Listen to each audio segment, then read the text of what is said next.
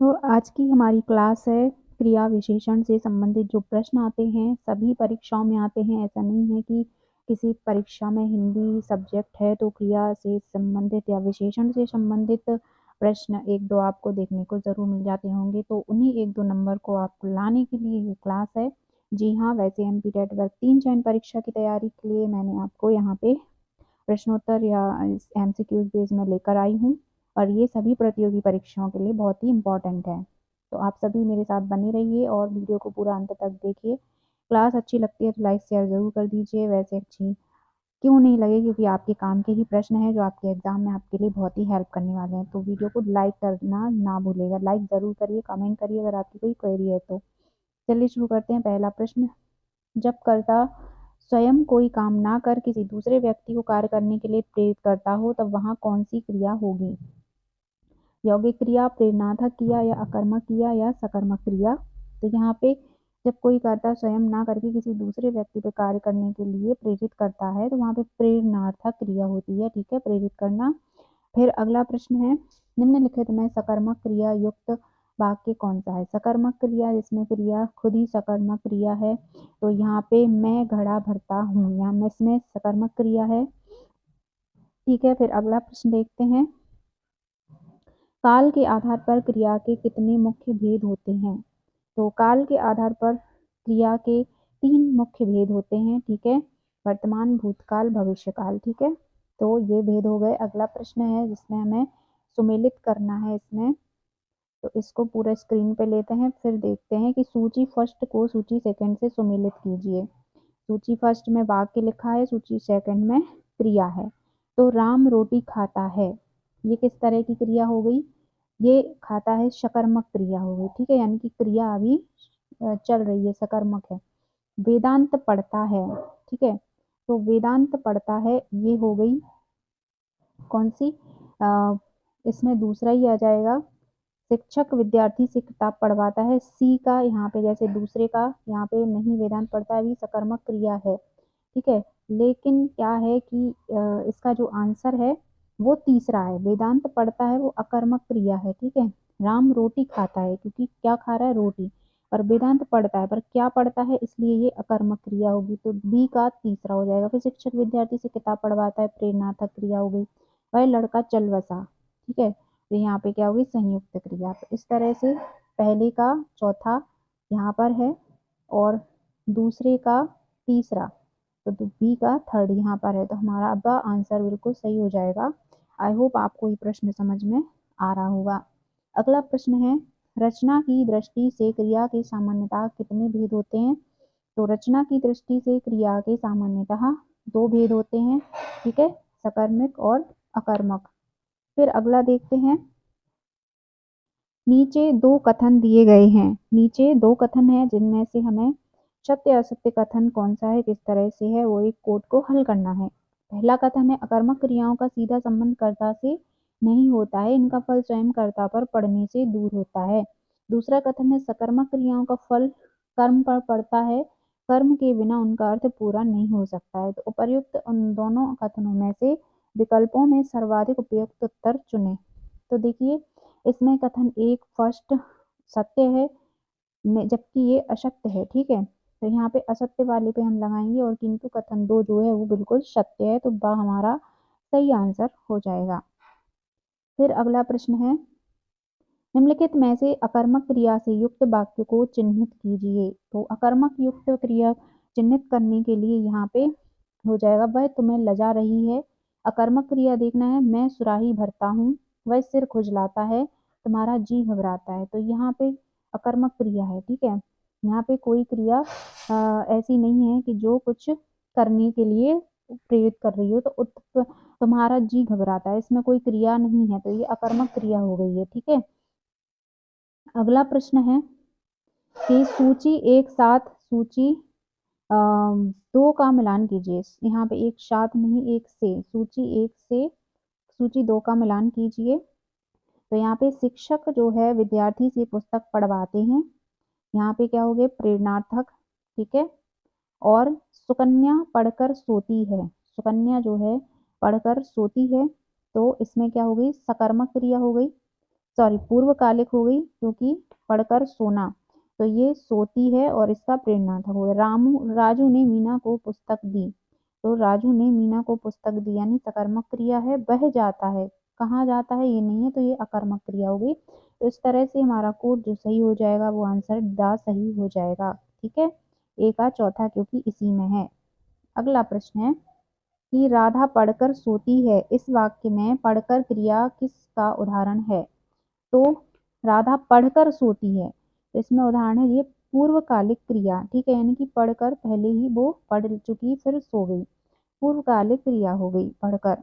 अगला प्रश्न है चलाना शब्द निम्नलिखित में से किस क्रिया का उदाहरण है? तो चलना चलाना जो किस क्रिया के उदाहरण से आएंगे, ये इच्छा बोधक क्रिया है। ठीक है, इच्छा बोधक क्रिया है चलना और दूसरे को चलाना, इच्छा बोधक क्रिया हो गई। इस तरह के प्रश्न आपको काफी सारे बड़े बड़े एग्जाम्स में देखने को मिलते हैं, वहीं से PYQs और कुछ आपकी परीक्षा की दृष्टि से लेकर मैंने यहाँ पे प्रश्नों को शामिल किया है। तो प्लीज पूरा आप एंड तक बने रहिए, आप लोगों के लिए क्लास बहुत हेल्पफुल होने वाली है। तो 11वें प्रश्न पर हम पहुंच गए हैं। निम्नलिखित में से अनुमति बोधक क्रिया किस क्रिया का भेद है?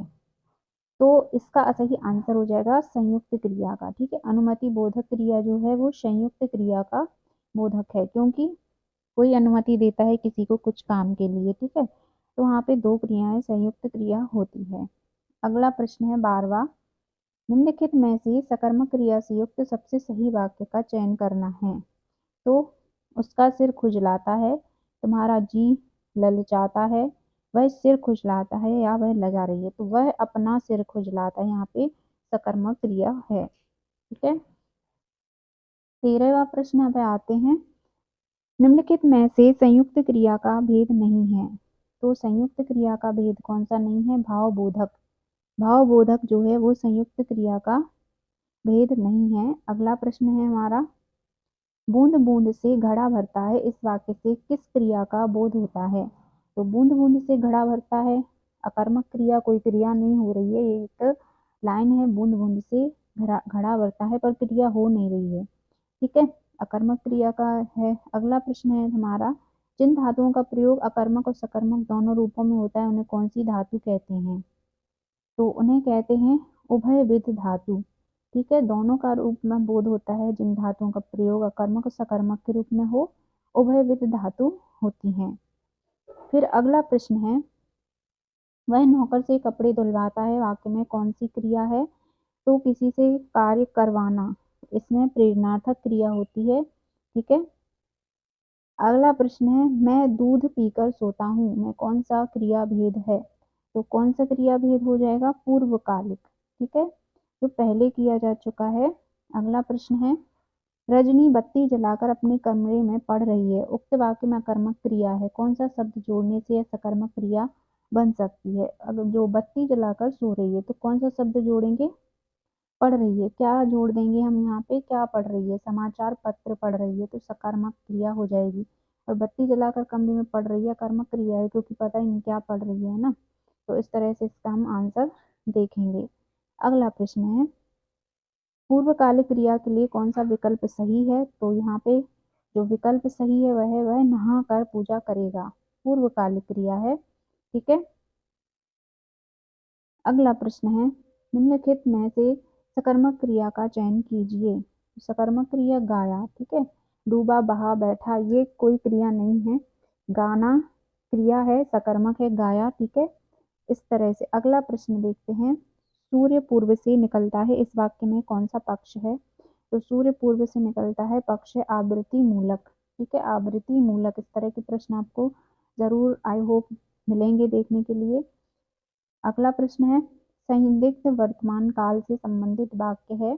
तो संदिग्ध वर्तमान काल से संबंधित है, बच्चे स्नान करते होंगे। ठीक है, ये संदिग्ध है, ये करते होंगे पर निश्चित नहीं है क्या कर रहे होंगे, पर करते होंगे है। अगला प्रश्न है, अपूर्ण भूतकाल का उदाहरण है। तो अपूर्ण भूतकाल का उदाहरण है, किसी जगह कथा होती थी, अपूर्ण भूतकाल होती थी किसी जगह, कहाँ पर पता नहीं, पर कथा होती थी, तो भूतकाल हो गया। और अपूर्ण है क्योंकि स्थान पता नहीं। ठीक है, फिर अगला प्रश्न है, कौन सा शब्द प्रेरणार्थक क्रिया नहीं है?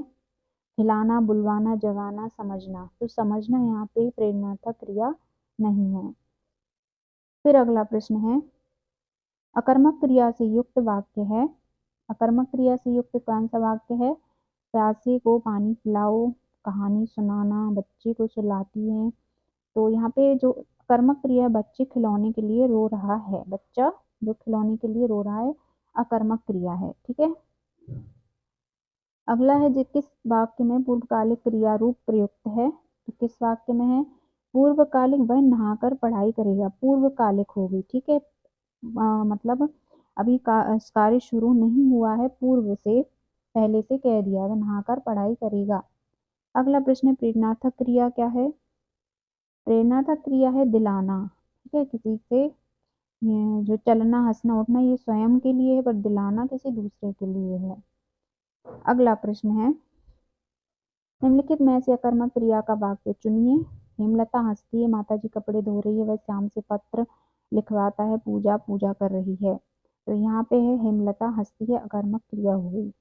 फिर अगला प्रश्न है, कपिल आम खाता है, वाक्य में क्रिया है।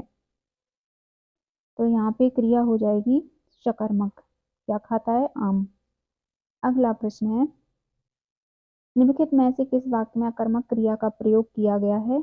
तो अकर्मक क्रिया का प्रयोग किया गया है, वह रात भर नहीं सोया। यहाँ पे सोया क्रिया हो रही है लेकिन अकर्मक है। ठीक है। अगला प्रश्न है, हमने एक शेर देखा, वाक्य में काल का चयन कीजिए। तो यहाँ पे शेर देखा यानी कि भूतकाल में है, पर हमने एक शेर देखा सामान्य है। ठीक है। सामान्य भूतकाल हो गया। अगला प्रश्न है, किस वाक्य में अकर्मक क्रिया है? तो किस वाक्य में अकर्मक क्रिया होगी? बच्चा रोता है। ठीक है। अगला प्रश्न है, निम्नलिखित में से क्रिया के विषय में कौन सा कथन गलत है? तो इनमें से कौन सा कथन गलत है? क्रियाएं धातु, संज्ञा, विशेषण शब्दों से बनती हैं। रचना की दृष्टि से क्रिया के अकर्मक सकर्मक दो भेद होते हैं। सही है। क्रिया से काम करने के, करने या होने का बोध होता है, ये भी सही। तो गलत कथन हो जाएगा, क्रिया एक अविकारी शब्द है। ठीक है। सही हो जाएगा। फिर अगला प्रश्न है, गोविंद ने राम को जगवाया। यहाँ पर कौन सी क्रिया रूप है? ठीक है। तो यहाँ पे जगवाया, यहाँ पे प्रेरणार्थक हो गई, किसी से दूसरे से काम करवाना। अगला प्रश्न है, निम्नलिखित में से किस वाक्य में सकर्मक क्रिया नहीं है? तो सकर्मक क्रिया नहीं है हमेशा। यहाँ पे क्रिया तो हो रही है, पर क्या हो रही है ये नहीं पता। तो रमा हंसती है, ये सकर्मक नहीं अकर्मक क्रिया है। फिर अगला प्रश्न आता है, सीता खाकर जयपुर जाएगी, वाक्य में कौन सी क्रिया है? तो यहाँ पे हो जाएगी क्रिया पूर्वकालिक। ठीक है। पूर्वकालिक क्रिया का उदाहरण है। अगला प्रश्न है, निम्न में से किस वाक्य में सजातीय क्रिया का प्रयोग हुआ है? तो सजातीय क्रिया का प्रयोग हुआ है इसमें से, पुलिस ने चोर को बड़ी मार मारी। फिर अगला प्रश्न आता है, असंगत विकल्प का चयन करना है। पुलिस ने चोर पकड़वाया, प्रेरणार्थक बिल्कुल सही। माता जी प्रतिदिन बाग में जाते हैं, रंजक क्रिया मनोरंजन के लिए। लड़के मैदान में दौड़ रहे हैं, तो अकर्मक क्रिया। उसने सेब खाया, सकर्मक क्रिया। तो यहाँ पे जो सही आंसर है इसका, वो है माता जी प्रतिदिन बाग में जाते हैं, असंगत है ये। ठीक है। अगला प्रश्न देखते हैं, किस वाक्य में क्रिया सकर्मक रूप में प्रयुक्त हुई है? तो यहाँ पे सकर्मक रूप में माँ बच्चे को सुलाती है, सकर्मक रूप में हो रही है प्रयुक्त। अगला प्रश्न है, प्रेरणार्थक क्रिया का प्रयोग किस वाक्य में किया जाता है इनमें से? सॉरी, अध्यापक छात्र से कहानी लिखवाता है, प्रेरणार्थक क्रिया उदाहरण है। अगला प्रश्न है, छात्र पढ़ रही है, वाक्य किस पक्ष से संबंधित है? तो छात्र पढ़ रही है में सातत्य बोधक है। ठीक है। सातत्य बोधक है। फिर अगला प्रश्न है, वह चला गया होगा, यह वाक्य किस काल से संबंधित है? संदिग्ध वर्तमान काल। ठीक है। अगला प्रश्न देखते हैं, वर्तमान नहीं, यहाँ पे होगा, चला गया होगा, भूतकाल आ रहा है, तो संदिग्ध भूत है। ठीक है। संदिग्ध भूतकाल। फिर अगला प्रश्न यहाँ पे दिया है, अपूर्ण वर्तमान काल का उदाहरण है। तो इनमें से अपूर्ण वर्तमान काल हो गया रेलगाड़ी तेजी से आ रही है, यानी कि अभी वर्तमान है पर पूर्ण नहीं हुआ, आ रही है। अगला प्रश्न है निम्नलिखित में पूर्ण भूतकाल से संबंधित वाक्य है, तो पूर्ण भूतकाल से संबंधित है मैं आवश्यक कार्य से जयपुर गया था, पूर्ण भूतकाल है। फिर अगला प्रश्न आता है वह अपने मित्र के लिए पत्र लिखवाता होगा, उस उक्त वाक्य किस काल से संबंधित है? लिखवाता होगा, लिखता होगा, अपने मित्र के लिए पत्र लिखता होगा, तो यहाँ पे संदिग्ध वर्तमान काल है, ठीक है, क्योंकि होगा लिखा है तो यानी कि संदिग्ध है। नेक्स्ट है निम्नलिखित में किस विकल्प में आवृत्ति मूलक पक्ष है, तो किस विकल्प में है आवृत्ति मूलक पक्ष? ये है माँ खाना बनाती है, ठीक है, सा ऑप्शन सही हो जाएगा। अगला प्रश्न है निम्नलिखित में क्रिया विशेषण उपवाक्य है, तो किसमें है? इसका हो जाएगा जैसी तलाश थी वैसी नौकरी मिल गई, क्रिया विशेष, ठीक है। बा प्रश्न है किस विकल्प में क्रिया द्विकर्मक रूप में प्रयुक्त हुई है, तो किस विकल्प में हुई है? यहाँ पे अध्यापक ने विद्यार्थी को पाठ पढ़ाया, द्विकर्मक, यानी कि विद्यार्थी को क्या पढ़ाया? पाठ। फिर अगला प्रश्न आता है रीतिवाचक क्रिया विशेषण से संबंधित वाक्य कौन सा है, तो रीतिवाचक क्रिया विशेषण से संबंधित वह अचानक चला गया, ठीक है। फिर अगला प्रश्न है इनमें क्रिया विशेषण से बनी भाववाचक संज्ञा है किस कौन सी, तो हो जाएगी शीघ्रता। क्रिया और विशेषण से बनी, शीघ्र यानी जल्दी क्रिया हो गई, शीघ्रता इसमें विशेषण हो गया, ठीक है। फिर 51वां प्रश्न से हम जो विशेषण वाले प्रश्न हैं उनको पढ़ेंगे, देखेंगे। जिस संज्ञा या सर्वनाम की विशेषता बताई जाए वह कहलाता है, संज्ञा या सर्वनाम की विशेषता बताते हैं वो कहलाते विशेष्य। अगला प्रश्न है इनमें से कौन गुणवाचक विशेषण नहीं है, तो इनमें से जो गुणवाचक विशेषण नहीं है वो है प्रत्येक। फिर अगला प्रश्न है घी तैयार करने में आधा किलोग्राम दूध लग गया, इस वाक्य में किस विशेषण का प्रयोग किया गया है, तो इस वाक्य में आधा किलो दूध लग गया, तो यहाँ पे आ जाएगा परिमाण बोधक, ठीक है, विशेषण। फिर अगला प्रश्न देखते हैं 54 निम्नलिखित में ऐसे संज्ञा विशेषण हेतु असंगत विकल्प का चयन कीजिए, असंगत विकल्प हो गया राजकाज, ठीक है, पुष्प से पुष्पित, मधुर से माधुर्य, मनुष्य मनुष्यता, राजकाज बिल्कुल ही असंगत है। अगला प्रश्न निम्नलिखित में से संज्ञा विशेषण शब्द का असंगत रूप है, तो इनका असंगत रूप है पत्थर और पहाड़, ठीक है, नगर से नागरिक, मास से मासिक, लोक से लौकिक, पत्थर से पहाड़ नहीं होता, ठीक है। अगला प्रश्न है हमारा निम्नलिखित में से संज्ञा शब्दों में से बनी विशेषण है कितना? अंकित, आर्थिक, क्रोधी, लड़ाकू, नीचे दिए गए विकल्पों में से सर्वाधिक उपयुक्त उत्तर का चयन कीजिए। बनी विशेषण देखना है हमें, तो इसका जो विशेषण शब्द है उसको उसका विकल्प चुनना है, तो यहाँ पे हो गया बी, सी और डी बा आंसर, क्योंकि अंकित, आर्थिक और क्रोधी ये क्या हो गए हमारे विशेषण शब्द, संज्ञा से बने हुए शब्द, ठीक है। अगला प्रश्न है निम्नलिखित में से संज्ञा शब्द से विशेषण का संयुक्त युग्म है, तो यहाँ पे कौन सा युग्म है? पशु से पाश्विक, ठीक है। अगला प्रश्न है संज्ञा से निर्मित विशेषण है, तो संज्ञा से राष्ट्र से राष्ट्रीय, ये हो जाएगा। फिर अगला प्रश्न है यहाँ पे किसी विशेष्य के साथ परिमाण बोधक विशेषण प्रयुक्त हुआ है, तो किसके साथ हुआ है? 2 सेर घी परिमाण बोधक है, ठीक है। फिर अगला प्रश्न है इनमें से कौन सा शब्द भाववाचक संज्ञा से बना विशेषण नहीं है? भाववाचक से बना विशेषण नहीं है वो है प्राथमिक, इसमें कोई भाव नहीं है, ठीक है। अगला प्रश्न है इनमें में से कौन सा विशेषण शब्द संज्ञा शब्द से नहीं बना हुआ है, तो नहीं बना हुआ है बाहरी, बाहरी। अगला उपनिवेश शब्द से बना हुआ समुचित विशेषण शब्द होगा, तो क्या होगा वो? औपनिवेशिक, उपनिवेश से औपनिवेशिक। अगला प्रश्न है क्षणिक क्रोध जीवन नष्ट कर देता है, वाक्य में कौन सा विशेषण है? क्षणिक क्रोध, यानी कि इसका क्या है? गुणवाचक, गुणवाचक हो जाएगा। अगला प्रश्न आता है सार्वनामिक विशेषण का प्रयोग किस विकल्प में हुआ है? सार्वनामिक विशेषण का वह घर अभी बना है, सार्वनामिक, ठीक है। फिर अगला प्रश्न है असंगत विकल्प का चयन कीजिए, वह आया और मैं गया कारणार्थक क्रिया विशेषण। असंगत, वह बार बार चीखता है कालवाचक क्रिया।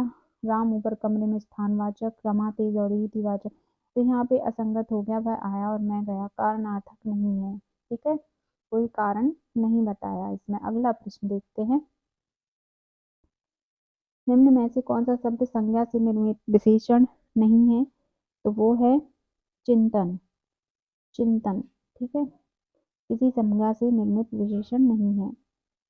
अगला है, किस वाक्य में सार्वनामिक विशेषण प्रयुक्त हुआ है? तो किस वाक्य में हुआ है? कोई आदमी आया था।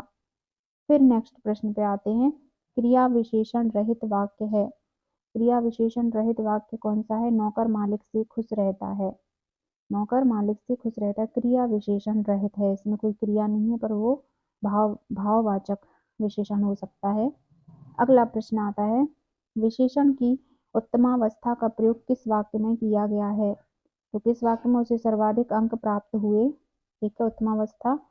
नेक्स्ट प्रश्न है, विशेषण शब्द से रहित वाक्य कौन सा है? तो यहाँ पे वाक्य है, मैं पिछले वर्ष गांव गया था। कोई विशेषण वाली बात नहीं है। ठीक है, अगला प्रश्न है, संज्ञा से निर्मित विशेषण है। तो संज्ञा कौन सा शब्द है ऐसा जिसमें संज्ञा से निर्मित वो विशेषण बन जाए? तो वो है दिन से दैनिक। ठीक है, अगला प्रश्न है, क्रिया विशेषण रहित वाक्य है। क्रिया विशेषण रहित वाक्य कौन सा हो जाएगा? वह अपनी कक्षा का सबसे होशियार विद्यार्थी है। इसमें कोई क्रिया नहीं है, कोई विशेषण क्रिया नहीं है। ठीक है, अगला प्रश्न है, इनमें विशेषण से बनी भाववाचक संज्ञा नहीं है। तो नहीं है ममता। अगला प्रश्न है, गुणवाचक विशेषण से संबंधित वाक्य कौन सा है? तो गुणवाचक विशेषण, हमें कपटी व्यक्ति से दूर रहना चाहिए। फिर अगला प्रश्न है, व्याकरण की दृष्टि से गलत कथन है। व्याकरण की दृष्टि से गलत कथन कौन सा? सर्वनाम और क्रिया की विशेषता बताने वाले शब्द क्रिया विशेषण कहलाते हैं। ठीक है, तो ये जो प्रश्न है, जो कथन है, ये गलत है। सर्वनाम और क्रिया की विशेषता बताने वाले शब्द क्रिया विशेषण नहीं कहलाते हैं। तो इस तरह से ये हमारा ऑप्शन सही हो जाएगा। अगला प्रश्न देखते हैं, किस विकल्प में सभी विशेषण शब्द संज्ञा शब्दों से रचित हैं? सभी शब्द संज्ञा शब्दों से रचित हैं। पीड़ा से पीड़ित, दया से दयनीय। तो ये हमारा आंसर सही हो जाएगा, बा। फिर अगला प्रश्न है, भाववाचक संज्ञा से निर्मित विशेषण है। भाववाचक संज्ञा से निर्मित किस तरह से? प्यारा। फिर अगला प्रश्न पे देखते हैं, किस वाक्य में परिमाणवाचक विशेषण है?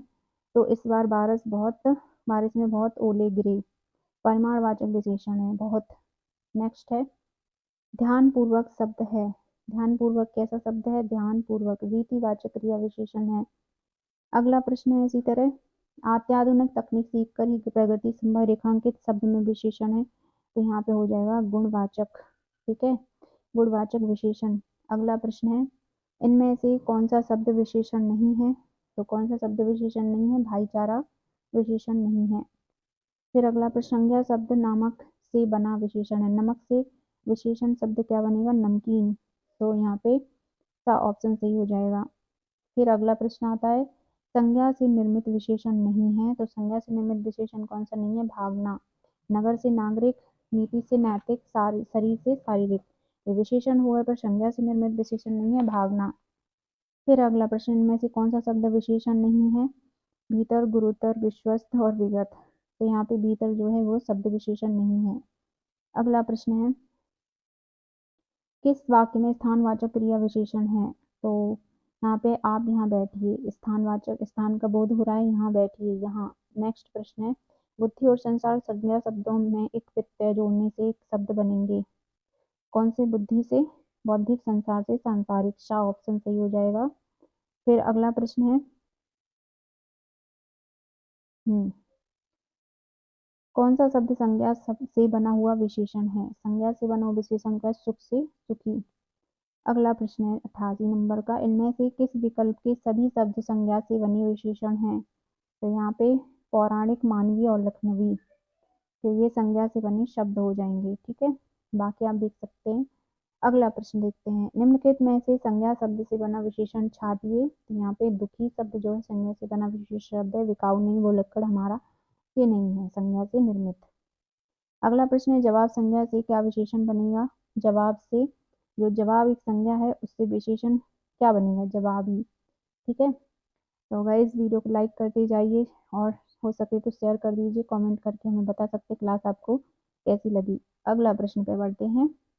निम्नलिखित शब्दों में से संज्ञा शब्द से बना विशेषण है। तो संज्ञा शब्द से कमाऊ या फिर ऊपरी सुगंध से सुगंधित बना है। ठीक है, तो आपको एक बार पढ़ के उसको समझ के आंसर करना है। क्या प्रश्न है, संज्ञा शब्द से बना विशेषण है इनमें से लखनवी, चालू, हसोड़, भुलक्कड़। तो इसमें आंसर आ जाएगा लखनवी। ठीक है, लखनऊ से लखनवी शब्द बना है। संज्ञा शब्द इतिहास उपेक्षा मूल संज्ञा शब्दों के सही विशेषण विकल्प को छांटिए। तो किसे छांटना है, इतिहास, ऐतिहासिक, ऐतिहासिक सही होता है, उपेक्षित। ठीक है, ये सही शब्द हैं। इतिहास उपेक्षा से ऐतिहासिक और उपेक्षित मूल संज्ञा शब्दों से बने हुए विशेषण शब्द हैं। फिर अगला प्रश्न है संज्ञा से निर्मित विशेषण नहीं है। तो क्या नहीं है संज्ञा से निर्मित विशेषण, हसोड़, ये कोई विशेषण नहीं है। धार्मिक, लालची, धनी विशेषण शब्द हैं। फिर नेक्स्ट प्रश्न, निम्नलिखित में से कौन सा शब्द विशेषण नहीं है। तो ग्रामीण, दैनिक, भारतीय, मनुष्य, ये विशेषण नहीं है, संज्ञा शब्द है।